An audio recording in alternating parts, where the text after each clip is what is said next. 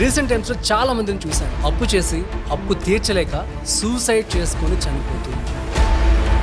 జనరల్గా లోన్స్ అనేవి 2 టైప్స్ అనమాట. హోమ్ లోన్, సో మనం అప్పు చేసి ఇంటిని కొంటున్నాం లేదా కడుతున్నాం. మనం అప్పు చేసి ప్లాట్ ని కొంటూ ఉన్నాం. Education loan. అప్పు చేసి మంచిగా చదువుకుంటున్నాం. Business loan. అప్పు చేసి మంచి బిజినెస్ ని స్టార్ట్ చేసాం, మంచి బిజినెస్. ఇలాంటివి గుడ్ లోన్స్ అనమాట. శక్తిని మించి అప్పు చేస్తే వయసుని మించి భారాన్ని మోయాల్సి వస్తుంది.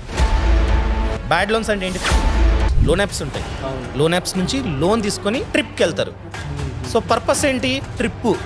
It's a bad loan. పెళ్లి కోసం తీసుకునే లోన్ కూడా బ్యాడ్ లోన్. అప్పు చేస్తూ ఉంటారు, అప్పు చేసి పెళ్లి చేసుకుంటారు.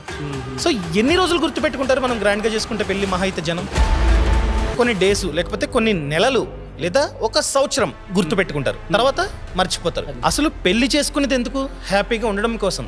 సో పెళ్లి తర్వాత మనం ఈఎంఐస్ కట్టుకుంటూ పోతూ ఉంటాం.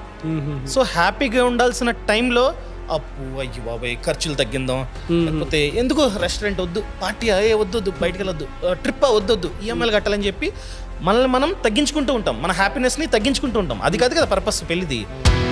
బాస్ వాలా, బీ ద బాస్.